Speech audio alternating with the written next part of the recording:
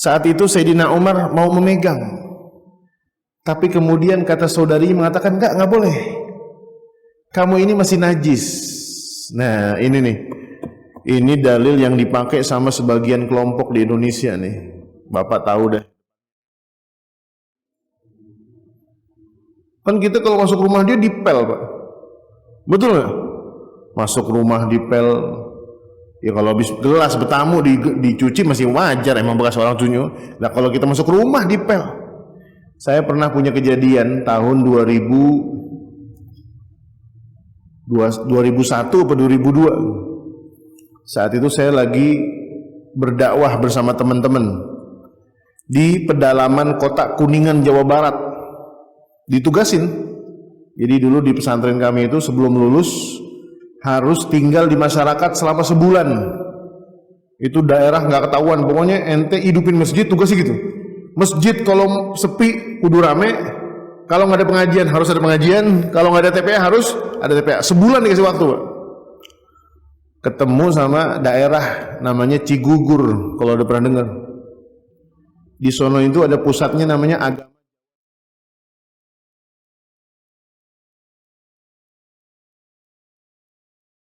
Itu semua agama dianggapnya sama. Tapi ceritanya yang mau saya ceritain di sini adalah kita nggak tahu kalau kita punya tetangga Ini kita numpang di rumah orang, dikasih tumpangan, nih ada 2 kamar kosong di samping musola, tinggal di situ. Suatu waktu sore-sore menjelang asar gitu, hujan turun. Ini jemuran baju punya tetangga kita nggak ada yang ngangkatin.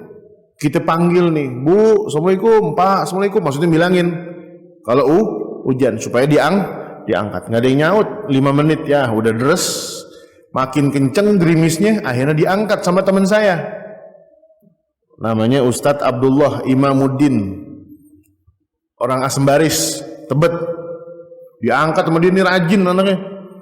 Waduh, berapa baris tuh jemuran diangkat semua. Maksudnya nolongin tetangga supaya pakaiannya nggak sayang-sayang, habis dicuci udah kering basah lah. Orang kalau kena basah air hujan udah nggak enak lagi. Akhirnya udah taruh sama dia di ember, dipinggirin, aman nggak hujan. Besok pagi ngelihat pakaian yang kemarin diangkat dicuci lagi. Kaget teman saya. Datanglah nih Ustadz Imam nih, teman saya Abdullah Imamuddin. Panggilannya Ustadz Imam. Sekarang jadi mantunya Kiai di Cianjur. Orang Asembaris jadi Kiai di Ajengan di Cianjur. Kalau Ustadz Atik masih jadi merbot di Cipete. Ini apa? Dia kaget. Ini pakaian yang kemarin nih dia apal nih. Sarungnya dia apal, bajunya dia apal. Datang nih ke ibu-ibu. Bu, Assalamualaikum. Mohon maaf Bu, ini pakaian kemarin saya ngangkat. Alhamdulillah nggak kena hujan. Kok dicuci lagi Bu? Iya nggak apa-apa. Saya emang sengaja saya cuci lagi. Dia nggak paham nih. Kok dicuci lagi? Dia keluar dari pelataran rumahnya, dari teras rumahnya dia pergi. Di jalan. Dia balik badan, naik ke musola, dia lihat. Lah, kok dipel itu teras rumahnya. Dia belum nyambung. Malam kita ada acara sama LKMD. Dulu ada nama istilah LKMD ya. Apa tuh? Lembaga apa? Keswadayaan Masyarakat Desa. Kebetulan ada ustadz di situ yang jadi cerita, ustadz gini. Oh, itu tetangga ente. Tetangga antum itu orang. Jadi kalau ada, jangankan ada 10 baju, 50 baju, 1 baju ente angkat juga bakalan cuci lagi. Masya Allah. Nah ini dalil ini adalah digunakan mereka. Orang yang di luar golongan mereka itu adalah najis. Hadisnya sahih, riwayatnya benar, tetapi penempatannya salah. Saya dulu pernah ketemu Pak, ini cerita lagi nih, saya banyak ceritanya soalnya. Ada orang Filipina, teman kuliah, cerita dia di negaranya.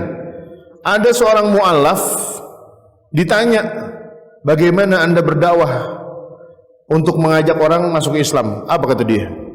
Tawarin 7 kali. Masuk Islam nggak? Masuk Islam nggak? 7 kali tawarin. Besok datang lagi. Pokoknya 7 kali, hitung aja. Kalau dia nggak mau masuk Islam, udah 7 kali ditawarin, penggal palanya. Serem nih. Kaget deh. Waduh, nggak boleh. Dakwah nggak begitu, Islam nggak begitu caranya. Tapi itu ada dalilnya. Nah, ini nih Pak nih. Dalilnya nih. Dalilnya apa? Dia pakai dalil yang ngawur. Dia pakai dalil cara membersihkan najisnya anjing. Kan anjing itu kalau cara bersihin dibasuh pakai pasir berapa kali? 7 kali. Falyaghsilhunna biturabi. Ya kan? Ulahunna biturab. Kalau nggak bisa juga akhirnya ini kata dia dibunuh, dipancung paling. Waduh, ngeri Pak. Ini akibat barangkali banyak orang yang mengambil sumber ilmu yang tidak tepat atau guru yang tidak tepat. Kunci jawabannya apa Ustadz? Pertama, banyak-banyak berguru. Yang kedua, banyak-banyak membaca. Ngebaca doang tapi nggak punya guru bahaya. Punya guru nggak baca juga bahlul. Beneran, ngeri. Makanya kalau orang yang cuma berdalil mengatakan Al-Quran dan Sunnah, puyeng juga ujung-ujungnya. Kenapa? Karena kita nggak bisa nggak bermazhab, harus bermazhab. Bermazhab fikih, antum harus mengikuti qaul ulama. Dulu ada kisah seorang wanita di zaman tabi'in, bukan tabi'in,